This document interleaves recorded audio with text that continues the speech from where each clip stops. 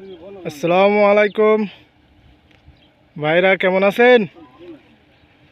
দেখেন আমাদের বাংলাদেশি ভাইরা কি সুন্দর মরুভূমির ভিতরে কত সুন্দর চাষ করেছে।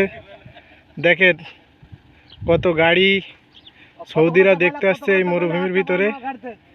অনেক তিনি এখান থেকে জীবিকা নির্বাহ করছেন। তিনি অনেক সময় এখানে পরিশ্রম করে থাকেন, বাদ বাকি অন্য জায়গায় কাজ করে। সে কিন্তু দেখেন আজকে শাক বিক্রি করছে, সে অনেক লাভবান হয়েছে। আপনারাও যারা এরকম মাজরা অঞ্চলে আছেন তারা এইভাবে চাষ করতে পারেন। মাশাআল্লাহ অনেক সুন্দর।